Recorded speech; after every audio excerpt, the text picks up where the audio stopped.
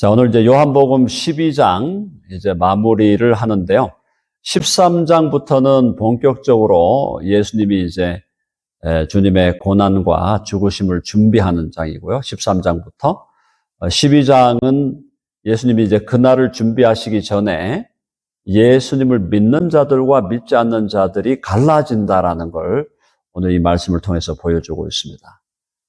예수님이 나타나셨는데 또 예수님이 여러 기적으로 당신의 능력을 보여주시고 당신이 메시아이심을 보여주시고 또 다양한 가르침으로 그렇게 말씀을 하셔도 반응은 항상 두 가지로 드러나죠.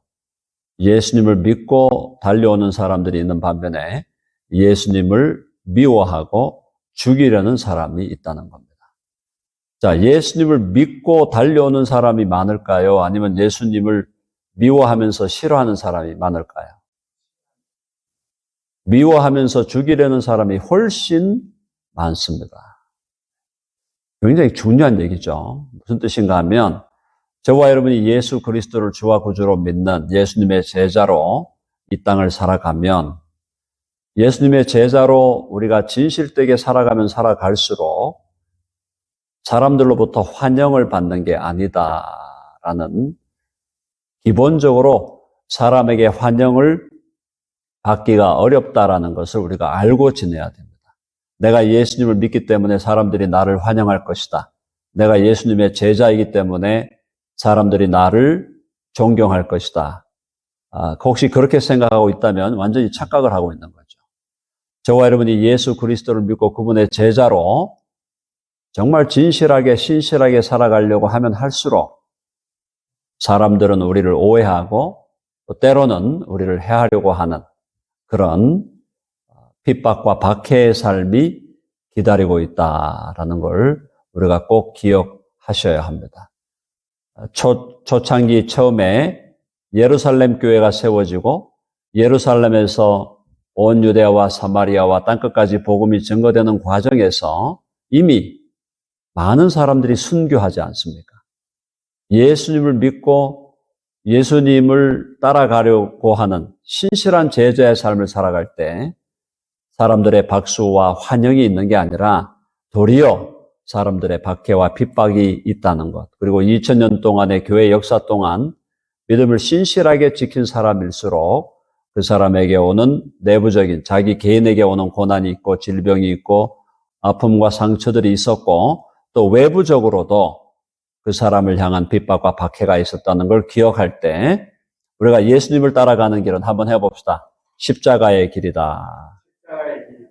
자기를 부인하는 길이다. 그렇죠? 네, 자기를 부인하고 자기 십자가를 지고 가는 길이기 때문에 주님의 제자가 된다는 것은 그만큼 고난과 역경과 박해와 핍박을 감수하는 길이다라는 걸 오늘 우리가 이해해야 되겠습니다. 자, 오늘 한번 보면요. 주님께서 예수님을 믿지 않는 사람들이 어떤 이유로 믿지 않는가를 오늘 여기에 지금 말씀하고 있습니다. 37절 한번 보세요. 이렇게 많은 표적을 그들 앞에서 행하셨으나 그를 믿지 아니하니. 많은 표적을 행했는데도 죽은 사람을 살리고 병든 자를 고치고 누구도 행할 수 없는 많은 기적을 행했음에도 불구하고 사람들이 믿지 아니하였다. 왜 믿지 않았을까요? 자, 38절 보니까 이는 선지자 이사야의 말씀을 이루려 하심이라. 하나님이 이사야를 통해서 주신 하나님의 말씀과 예언을 이루려 하시는 건데 이 말씀이 사실은 우리가 지금 우리의 관점에서 들을 때는 조금 이해가 안 되는 말씀일 수 있습니다. 자, 주여 우리에게서 들은 바를 누가 믿었으며 주의 팔이 누구에게 나타났나이까 하였더라. 벌써 지금 이사야가 메시아가 와서 복음을 증거해도 믿을 사람이 많지 않을 것이다라는 걸 여기서 지금 은근히 임플라이 하고 있는 거예요. 임플라이. 자, 그 다음에 39절과 40절 보면은 굉장히 특별한 말씀이 있습니다. 그들이 능히 믿지 못한 것은 이 때문이니 곧 이사야가 다시 일렀으되 40절 한번 읽어봅시다. 40절 다 같이 시작. 그들의 눈을 멀게 하시고 그들의 마음을 완고하게 하셨으니 이는 그들로 하여금 눈으로 보고 마음으로 깨닫고 돌이켜 내게 고침을 받지 못하게 하려 함이라 하였습니다. 이 말씀 이해되세요? 지금 예수님이 오셔서 기적을 행하고 복음을 전했는데 예수님을 믿지 않는 사람들이 많은데 믿지 않는 이유가 하나님이 그들의 눈을 멀게 했다는 거예요. 그들의 눈을 멀게 하시고 그들의 마음을 완고하게 하셨으니 이는 그들로 하여금 눈으로 보고 마음으로 깨닫고 돌이켜 내게 고침을 받지 못하게 하려 함이라. 이 말씀을 그냥 그대로 문자적으로 받으면 하나님이 믿지 않는 그 사람들로 하여금 믿지 않게 하셨다라는 의미로 들린다는 말이에요. 자, 그러면은 믿지 않는 자들이 믿지 않게 된 것을 하나님이 그렇게 cause, 영어로 cause, C-A-U-S-E, 그렇게 하나님이 원인을 제공하셨나? 이 사람들은 지금 믿으려고 하는데 이 사람들은 예수님을 믿으려고 하고 예수님의 말씀을 제대로 한번 믿어보려고 하는데 믿지 않게 되는 것은 하나님이 그들을 믿지 않도록 그렇게 cause 하신 건가? 그죠? 그들이 믿지 않도록 그렇게 이끌어 가신 건가? 자, 이 말씀을 컨텍스트 없이 그냥 받아버리면은 그렇게 해석할 여지가 있는 거죠. 아, 하나님이 못 믿게 했구나. 하나님이 눈을 뜨지 못하게 했구나. 마음으로 깨닫지 못하게 했구나. 이렇게 들릴 수가 있는 겁니다. 근데 이것은 그런 말씀이 아니고, 자, 잘 이해하셔야 돼요. 하나님께서 이들에 대해서 이런 말씀을 하신 것은 그들의 불신앙과 그들의 불순종에 대한 하나님의 심판적인 행위예요. 그러니까 이미 여러 해 동안 하나님을 거부하고 또 여러 해 동안 하나님의 말씀에 순종하기를 선택하지 않았던 사람들에 대한 하나님의 심판적 공의로운 행위가 뭐냐면 그들이 끝내 그들의 죄 가운데서 주님께로 돌아오지 못하도록 그렇게 버려두신다. 그게 제일 무서운 겁니다. 제일 무서운 것이 뭐냐면 내가 죄 짓고 살아가고 하나님 앞에 불순종하고 있는데 하나님께서 우리의 잘못을 깨우치고 돌이켜서 하나님께로 돌아오게 하면 그건 놀라운 은혜죠. 그죠? 놀라운 은혜인데 잘못 살고 있고 하나님께 불순종하고 있고 자기 멋대로 살고 있는데 그걸 하나님이 깨우치시거나 하나님이 그들에게 워닝 하시질 않고 그들을 rebuke, 그들의 죄를 막 책망하는 게 아니라 도리어 그들의 죄 가운데 살아가도록 그렇게 그냥 내어버려 두시는 것. 이것이 무서운 것이다. 그래서 오늘 지금 이스라엘 백성 중에 예수님을 믿지 않고 예수님이 그렇게 탁월한 기적을 행하고 탁월한 말씀으로 그들에게 설교하셔도 그들이 예수님을 믿지 않게 된 것은 그들이 이미 그들의 삶 속에서 하나님을 거부하고 또 하나님을 불순종했던 그들의 삶 그대로 그들의 죄악 가운데 그들의 머물도록 그렇게 내어버려 두시는 역사다.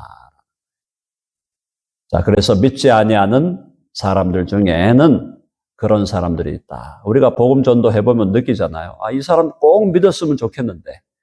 지난번에 우리 김순덕 권사님도 저에게 오셔서 꼭 믿었으면 하는 분이 있는데 참 안 믿으신다고. 너무너무 안타깝잖아요.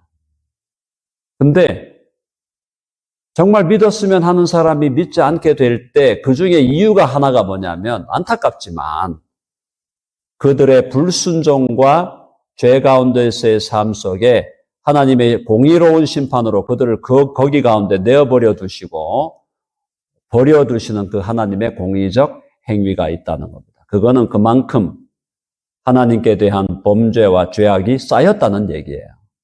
너무나 많이 쌓였기 때문에 그 죄 가운데 살면서도 자기들이 죄 가운데 사는 것을 알지 못한다. 자, 그런 케이스가 왜 믿지 않는가? 굉장히 이것은 드라마틱한 경우이긴 하지만 이러한 이유로 그들의 죄악이 하나님 앞에 쌓였을 때 하나님께서 공의로운 심판으로 그들이 주께로 돌아오지 못하게도 하신다는 것입니다. 참 무서운 거죠. 그런 의미에서 우리가 하나님을 두려워해야 된다. 하나님을 경외한다는 게 바로 그런 거죠. 하나님을 두려워한다는 것은 우리가 죄 가운데 살 때 하나님이 오셔서 사랑으로 우리를 깨우치시고 너 회개해야 돼, 돌이켜야 돼, 그렇게 해주시면 너무너무 감사한 일이지만 죄 가운데 살고 있는 우리들을 그냥 내어버려 두신다는 것은 엄청난 심판적 행위다라는 겁니다. 자, 그래서 41절 보면 이사야가 이렇게 말한 것은 주의 영광을 보고 주를 가리켜 말한 것이라. 그 말이 뭐냐면 하나님의 공의의 영광, 하나님의 정의의 영광, 또 하나님의 심판의 영광을 이사야가 미리 봤다는 거예요. 그러니까 지금 예수님을 메시아로 받아들이지 못하는 사람들은 그들의 죄 가운데 하나님이 버려두심이 분명한 것입니다. 자, 그런데 그런 사람들도 있고, 자, 42절에 보면은 믿긴 믿는데 자기 믿음을 드러내지 못하는 사람들이 있어요. 42절 보면 그러나 관리 중에도, 이 관리는 유대인들의 리더들입니다. 지도자들. 그들 중에도 그를 믿는 자가 많되 바리새인들 때문에 드러나게 말하지 못하니 이는 출교를 당할까 두려워함이라. 이건 뭡니까? 믿기는 믿는데 사람을 두려워하는 거예요. 사람을 두려워하니까 바리새인들 때문에 드러날까, 바리새인들 때문에 드러나서 출교를 당할까 두려워함이라. 그래서 그 다음에 43절에 주님께서 뭐라 그랬습니까? 그들은 사람의 영광을 하나님의 영광보다 더 사랑하였더라. 무슨 말이에요? 내가 예수님을 믿는데 예수님을 믿는다고 고백하는 순간 어떻게 되는 겁니까? 공동체에서 왕따를 당하고 내가 속한 공동체에서 버림을 당하고 내가 속한 공동체에서 또 이건 뭐예요? 버림을 당하고 출교를 당할 뿐 아니라 결국은 예수님을 믿는다고 하는 순간에 내가 속했던 그 공동체의 핍박과 박해를 받게 된다는 거예요. 사람을 무서워하는 거죠. 사람을 무서워하고 사람을 두려워하기 때문에 내가 믿는다는 것도 밝히지를 못하고 그 얘기는 사람을 두려워하고 사람을 무서워하기 때문에 하나님 앞에서 내가 신실하게 신앙생활 해야 될 것까지도 감당하지를 못한다. 사랑하는 여러분, 한번 해봅시다. 사람을 두려워하지 말라. 그럼 아멘 하십니까? 우리가 믿음 생활하고 신앙생활 한다는 것은 사람을 두려워하는 게 아니에요. 하나님을 두려워하는 거예요. 우리의 이 생물학적인 이 목숨을 끊어낼 인간을 두려워하지 말고 너희 영원한 지옥에서 멸하실 그 하나님을 두려워하라 그랬잖아요. 그런데 우리가 사람을 두려워하면 하나님께서 원하시는 방향을 따라 선택하지 못한다. 사람을 두려워하지 말고 하나님께서 원하시는 그 길을 사람들이 뭐라고 하든지 간에 하나님께서 나로 하여금 가라고 하신 이 길이 그 길이라면 그걸 선택해서 가는 거룩한 용기가 저와 여러분에게 있기를 간절히 바랍니다. 사람을 두려워하면 안 돼요. 사람을 두려워할 때 모든 것이 다 흐트러져요. 다 헝클어지게 돼 있어요. 그래서 내가 어떤 결정을 내리고 어떤 선택을 할 때 그야말로 하나님과 나 사이에 1대1로 독대하는 마음으로 선택을 해야 되는. 물론 옆에 있는 사람들의 어드바이스를 들을 수 있고 옆에 있는 사람들이 조언을 해줄 수도 있죠. 그것을 우리가 참조할 수는 있지만 결과적으로 어떤 결론을 내리고 어떤 하나님 앞에서 결정적인 선택을 해야 될 때는 우리는 사람을 두려워하지 아니하고 하나님을 두려워하는 마음으로 하나님이 무엇을 원하는가? 하나님이 무엇을 승인하실까? 하나님이 무엇을 좋아하실까? 하나님이 내게 이 순간 어떤 걸 선택하기를 원하실까? 하나님 앞에 선 단독자로 선택하고 행동하는 우리 모두가 될 수 있기를 간절히 바랍니다. 사람을 두려워하면 안 됩니다. 정말이에요. 사람을 두려워하는 순간 모든 것이 다 헝클어집니다. 질서가 안 잡히는 거예요. 하나님을 두려워해야 돼요. 하나님을 두려워하고 하나님 앞에서 선택하고 행하라라는 것입니다. 자, 믿지 않는 자들, 왜 믿지 않는가 봤더니 하나님이 그들을 공의로운 심판 가운데 버려두셨다 그랬어요. 그게 로마서 1장에도 나오죠.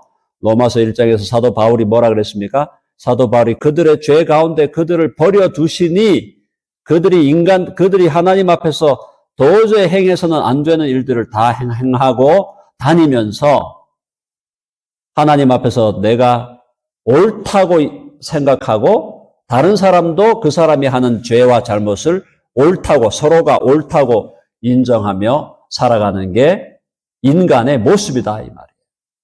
죄 가운데 버려져 가지고 있다는 것이 얼마나 두려운 일인지, 이 땅에서 살면서 하나님 앞에 하나님께서 공의로운 심판을 행해서 죄 가운데 버려져서 살다가 영원히 지옥에 가버린다면, 예수님 그랬잖아요. 가룟 유다 보고 태어나지 않았는 게 더 나을 뻔했다. 그런 비극적인 결말로 인생을 사는 사람이 우리들 가운데는 없어야 되겠죠? 아멘? 네. 없으리라고 제가 믿습니다만은 혹 있을 수도 있기 때문에 제가 경고를 드리는 거예요.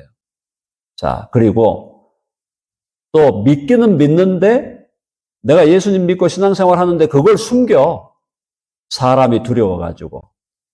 아니, 대놓고 믿어야죠. 한번 해봅시다. 대놓고. 믿자. 예수님 믿는 게 뭐가 부끄러운 일이에요? 예수님 믿는 게 뭐가 사람들한테 그걸 숨겨야 될 일이에요? 내가 예수 믿는 것을 당당하게 얘기하고 너가 나를 핍박할 거야? 핍박해. 그래도 나는 예수 믿고 살 거야. 이렇게 당당하게 나가야지. 예수 믿는다고 출교한다 그러니까 입 다물고 있고, 예수 믿는다고 뭐 손해보게 할 것 같으니까 입 꾹 닫고 있고, 그건 안 된다 이 말이에요. 자, 그런 사람들이 있었죠. 그런 사람들이, 그런 사람들 중에 대표적인 사람이 니고데모라는 사람이에요. 니고데모가 유대인으로부터 많은 존경을 받은 사람이었지만, 그가 예수님을 내가 믿는다고 하는 순간 그가 잃어버려야 될 게 너무 많았기 때문에 그는 비밀한 그리스도인으로 살다가 나중에는 이제 그가 결국은 커밍아웃을 하고 내가 예수님을 믿는 사람이다라는 걸 밝히게 되는 겁니다.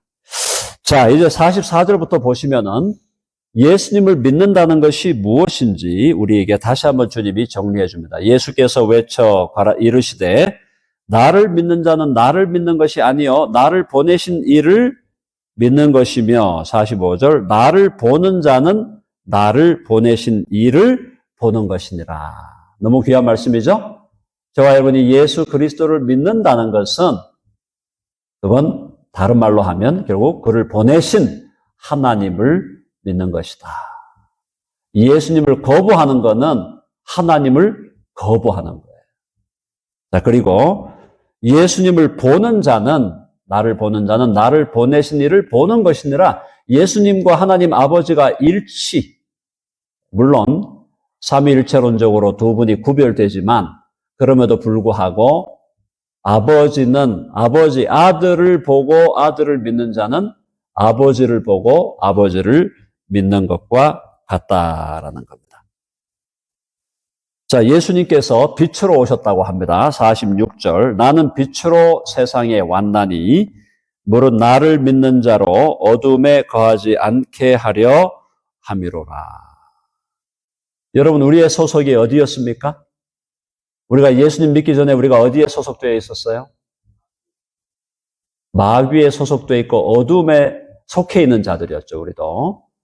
그런데 빛으로 오신 예수 그리스도를 우리가 주와 구주로 믿음으로 말미암아 어둠에서 어디로 옮겨졌습니까?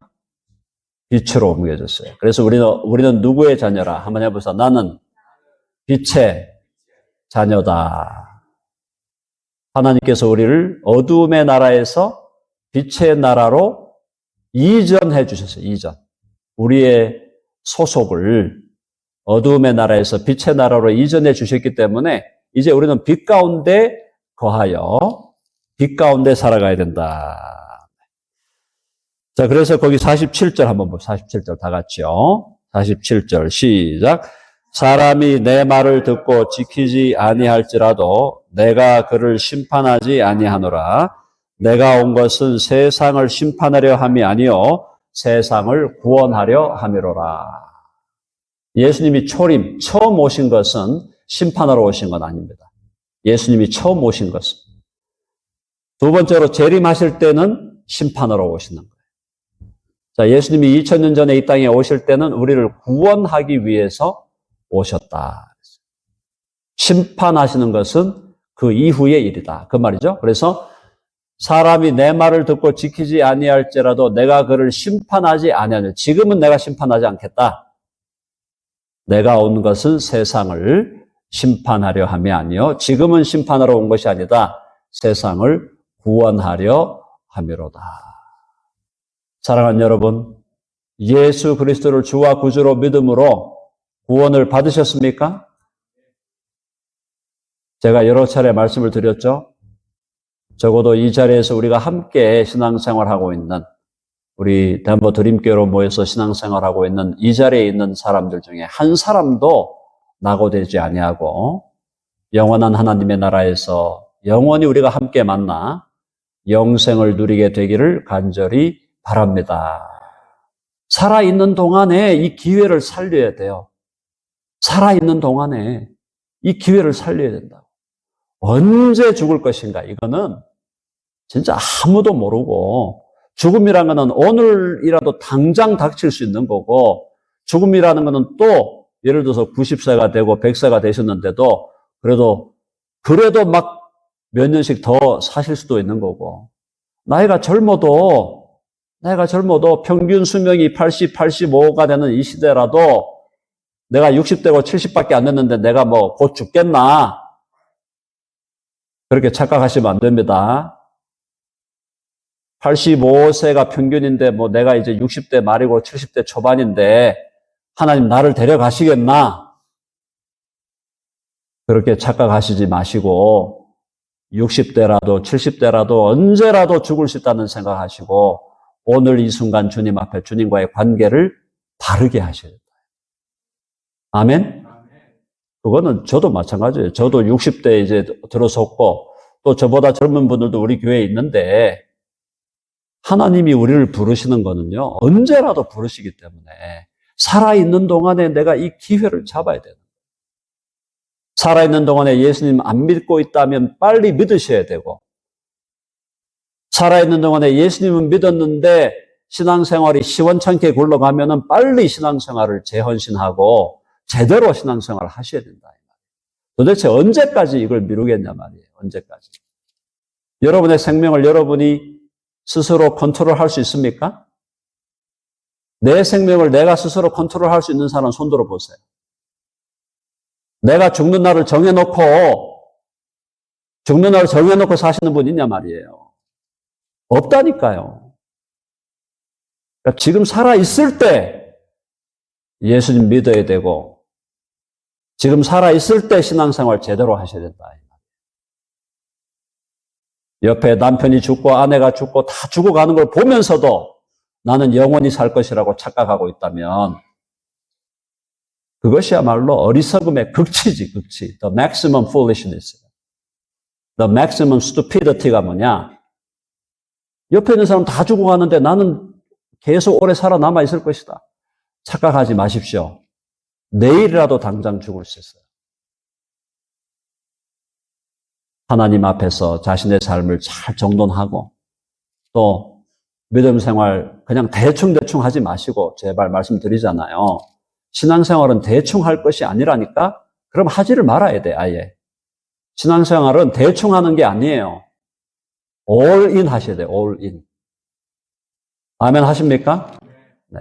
제가 여러분에게 목회자는 이런 얘기를 하는 거예요. 왜 오늘 또 목사님 멀리 갔다 와놓고 왜 저렇게, 열을 내시나. 아니, 목회자 입장에서 볼 때 답답한 게 많습니다. 제가 얘기를 안 해서 그렇지. 그러니까 설교 시간이라도 제가 얘기를 해야 될 거 아니에요. 제발 제대로 신앙생활하고 제대로 믿는 사람으로 이 땅을 살아가시길 간절히 바랍니다. 네. 자, 그 다음에 48절 나를 저버리고 내 말을 받지 아니하는 자를 심판할 이가 있으니 심판은 하나님이 하시겠다 그 말이죠. 그 내가 한 그 말이 마지막 날에 그를 심판하리라. 무서운 말씀이죠. 예수님이 하신 말씀을 계속 안 듣고 있다가 세상 끝날 하나님의 심판대 주님의 백보자 심판대 앞에 서면은 예수님이 하신 그 말이 마지막 날에 그를 심판하리라. 그때까지 가면 희망이 없죠. 왜냐하면 백보자 심판대 앞에 서가지고 하나님께 지금 정죄의 심판을 받는다는 얘기는 벌써 이미 죽고 나서 저기 음부로 가서 하데스에 가가지고 상당한 기간을 보냈다는 건데 무슨 소망이 있겠어요? 그래서 그 말, 하나님의 말씀이 마지막 날에 그를 심판하리라. 주님은 계속해서 당신이 오신 것이 하나님이 나를 보내서 오셨다. 49절요. 다 같이. 시작. 내가 내 자의로 말한 것이 아니요 나를 보내신 아버지께서 내가 말할 것과 이룰 것을 친히 명령하여 주셨으니. 주님이 계속해서 이게 너무너무 중요해요. 주님은 내 자의로 말한 것이 아니다. 주님이 어떠한 내용을 가르치시더라도 내 자의로 한 게 아니다. 하나님께서 나에게 맡기셨기 때문에 내가 한다. 그죠?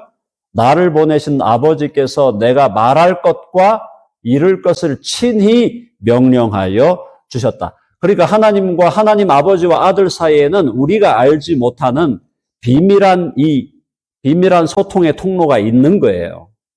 그래서 하나님 아버지와 아들 예수님 간에 비밀한 소통의 통로가 있다 보니까 하나님 아버지가 아들이 말할 것과 이룰 것을 친히 명령하여 주셨다. 그래서 하나님 아버지께서 아들에게 맡겨주시니 그 일을 감당하셨다. 이것이 우리를 구원하시기 위해서 하나님의 아들 예수께서 당연히 하셔야 될 일이셨지만은 사실은 우리의 믿음이 점점 자라나고 나면 이제는 내 자의로 말하거나 내 자의로 행하는 게 아니라 하나님 아버지께서 내게 말할 것과 행할 것을 알려주시는 것을 따라서 행하게 되고 말하게 되어 간다는 겁니다. 다시 말하면 예수님이 우리의 패러다임이라는 거예요. 패러다임. 예수님이 하나님 앞에서 어떻게 사셨는가 하는 것, 어떻게 말씀하셨는가 하는 것 다 우리들에게 보여주는 하나의 패러다임이고 예수님이 우리의 모델이에요. 그래서 예수님의 모델을 우리가 보면서 예수님이 말씀하는 것도 하나님 아버지 앞에서 받아서 말씀하시고 행하실 때도 하나님의 뜻이 무엇인지를 분별하여 행하시는구나. 그냥 예수님이 자기 마음대로 하시는 분이 아니었구나.